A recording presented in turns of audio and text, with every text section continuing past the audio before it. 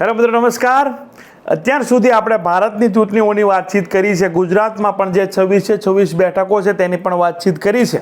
પરંતુ આજ આપણે વિદેશમાં જે ભારતીયો રહે છે અને ત્યાં એ ચૂંટણી લડી રહ્યા છે, જે રીતે ગેનીબેન ઠાકોરે ગુજરાતમાં ભારતીય જનતા પાર્ટીનું ગાબડું પાડ્યું, છેલ્લી 2 ટર્મથી ભારતીય જનતા પાર્ટીને ગુજરાતમાંથી 26 બેઠક આવતી હતી, એમાં ગેનીબેન ઠાકોરે ભાજપના ગઢમાં ગાબડું પાડ્યું.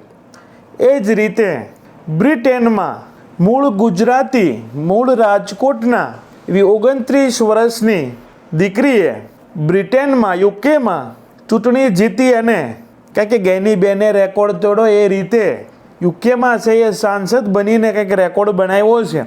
ઘણા બધા મૂળ ગુજરાતી, મૂળ ભારતીયો છે, વિદેશની ધરતી ઉપર વર્ષો પહેલાં છે, કામ ધંધા માટે, બિઝનેસ માટે છે, એ જતા રહ્યા છે, જે હાલ ત્યાં ધૂમ મચાવી રહ્યા છે અને ત્યાં લોકસભાની ચૂંટણીઓ પણ લડી રહ્યા છે. એમાં મૂળ ગુજરાતીઓ પણ છે અને ચૂંટણી લડી તો રહ્યા છે, પરંતુ જીતી પણ રહ્યા છે. કેવી રીતે જીતી રહ્યા છે? જે પાર્ટી છેલ્લા 37 વર્ષથી એ સીટ પર જીતતી આવતી હતી અને એ સીટ પર આપણા ગુજરાતના રાજકોટની 29 વર્ષની દીકરી છે એ પાર્ટીને હરાવી અને એ સાંસદ બને છે. વાત બ્રિટનની છે.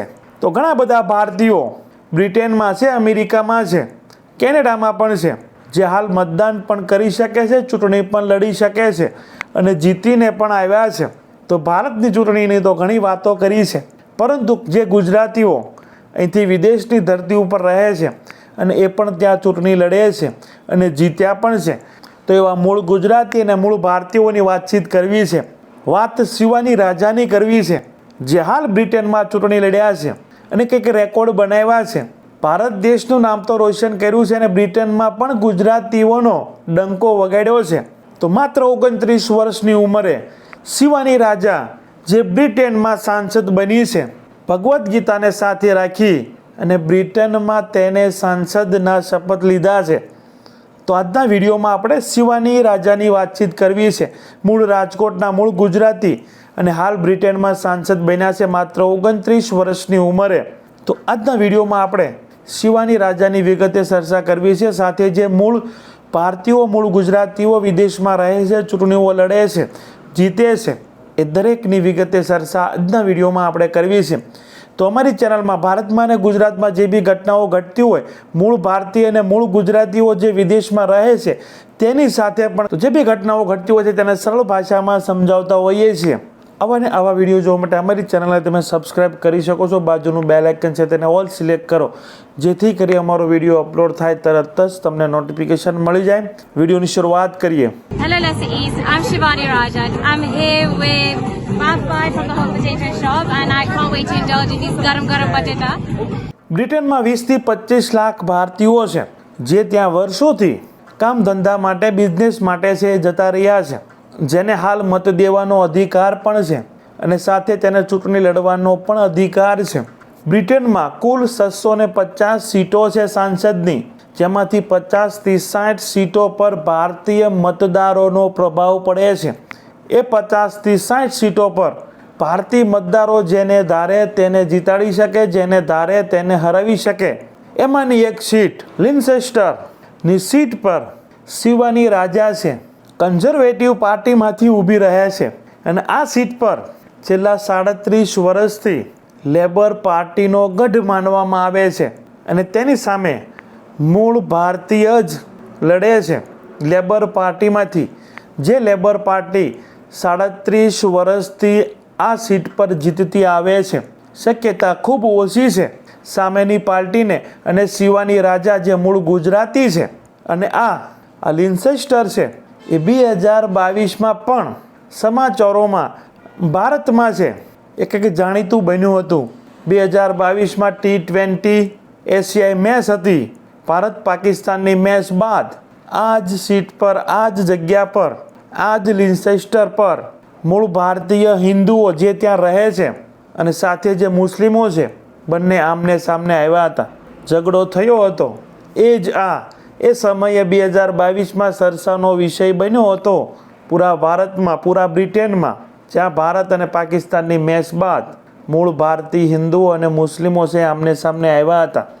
ત્યારથી આ લિન્ચેસ્ટર છે એ સરસામાં છે અને હાલ આ સીટ પર મૂળ ગુજરાતી શિવાની રાજા છે એ ઉમેદવાર છે. સામેની પાર્ટીમાંથી મૂળ ભારતીય રાજેશ અગ્રવાલ જે લંડનમાં અગાઉ ડેપ્યુટી મેયર પણ રહી ચૂક્યા છે તેવા મજબૂત ઉમેદવારની સામે શા માટે તમને ગેનીબેન ઠાકોરનું ઉદાહરણ આપું છું કે જે રીતે ગુજરાતમાં છેલ્લા 2 ટર્મથી 26 બેઠકો ભારતીય જનતા પાર્ટી જીતતી હતી અને આ વખતે પણ ભારતીય જનતા પાર્ટીને પૂરી શક્યતા હતી, પરંતુ ગેનીબેન ઠાકોર બનાસકાંઠા લોકસભા સીટ પર આ ભાજપના ગઢમાં ગાબડું પાડે છે, રેખાબેન ચૌધરીને હરાવે છે. તો એ જ રીતે શિવાની રાજા જે તેના સામેના ઉમેદવાર છે રાજેશ અગ્રવાલ, તેની પાર્ટી છેલ્લા 37 વર્ષથી 1987થી સતત જીતતી આવતી પાર્ટી હતી અને ત્યાં શિવાની રાજા છે 4426 મતોથી છે એ જીતે છે. એ જીત પહેલાં ખૂબ સારો પ્રસાર પણ શિવાની રાજાએ જે કર્યો હતો, એની સાથે મૂળ ભારતીયોએ ખૂબ સપોર્ટ કર્યો હતો. સામેના ઉમેદવાર સામે ખૂબ નારાજગી હતી અને એ પ્રસાર અને એ પ્રયત્ન બાદ શિવાની રાજા માત્ર 29 વર્ષની ઉંમરની મૂળ ભારતીય, મૂળ ગુજરાતી, મૂળ રાજકોટિયન ની જીત થાય છે અને છેલ્લા 37 વર્ષથી જીતતી આવતી પાર્ટીના ઉમેદવાર રાજેશ અગ્રવાલ એ પણ મૂળ ભારતીય નીચે એ હાર થાય છે. શિવાની રાજા જે મૂળ ગુજરાતી છે, વર્ષોથી તેના માતા પિતા છે એ બ્રિટનમાં છે શિફ્ટ થયેલા છે.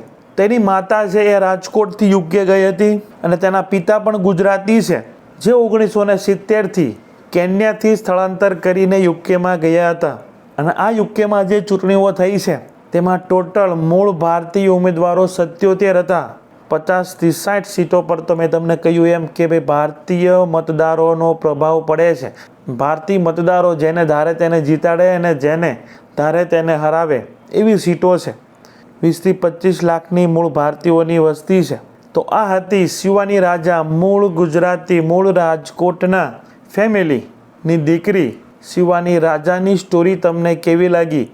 યુકેમાં જઈ, બ્રિટનમાં જઈ અને એટલું નામ કમાવવું, અહીંયા ભારતમાં કે ગુજરાતમાં સરપંચની ચૂંટણી જીતવી પણ મુશ્કેલ પડતી હોય છે અને મૂળ ભારતીય, મૂળ ગુજરાતી, મૂળ રાજકોટની દીકરી છે, વિદેશની ધરતી ઉપર જઈ અને સાંસદ બની છે. એવા સાંસદો જે પૂરા ભારત દેશને ચલાવતા હોય છે એ રીતે એ દરેક સાંસદો પૂરા બ્રિટનને છે એ ચલાવતા હોય છે. તો ગુજરાતનું ગૌરવ શિવાની રાજાને આપણે દરેક છે અભિનંદન પાઠવીએ. અને તમારું શું માનવું છે? જે બી વિદેશની ધરતી ઉપર જઈ અને સાંસદ સુધી પહોંચે છે, પ્રધાનમંત્રી સુધી કે રાષ્ટ્રપતિ કે પ્રેસિડેન્ટ સુધી પણ પહોંચ્યા છે, તમારા વિચારો છે એ જરૂર કમેન્ટ બોક્સમાં છે રજૂ કરજો.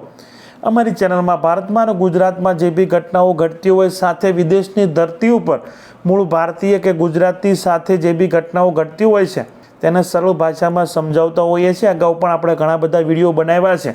અમેરિકામાં જે અનલીગલી ગુજરાતી અને પંજાબીઓ જતા હોય છે અને ગુજરાતના મોસ્ટ વોન્ટેડ આરોપી છે અમેરિકાના FBI ટોપ 5માં હતા, તેની પણ સ્ટોરી બનાવી છે. એ દરેક વિડીયો તમે અમારી ચેનલ પર જોઈ શકો છો. તે આવા ને આવા વિડીયો જોવા માટે અમારી ચેનલને તમે સબસ્ક્રાઈબ કરી શકો છો. બાજુનું બેલ આઇકન દબાવી જેથી કરીને અમારો વિડીયો અપલોડ થાય તરત જ તમને નોટિફિકેશન મળી જાય. અમારા વિડીયોથી તમને કંઈક નવી માહિતી જાણવા મળી હોય તો અમારી ચેનલને સબસ્ક્રાઈબ કરી શકો છો. તમારું એક સબસ્ક્રાઈબ કરવું, તમારું એક લાઇક કરવી, તમારી એક સરસ મજાની કમેન્ટ કરવી એ અમને નવા આવા વિડીયો બનાવવા માટે પ્રોત્સાહન આપતી હોય છે. બિલકુલ ફ્રી છે, તમે મદદ કરી શકો છો. Thank you. નેક્સ્ટ વિડીયોમાં મળીએ.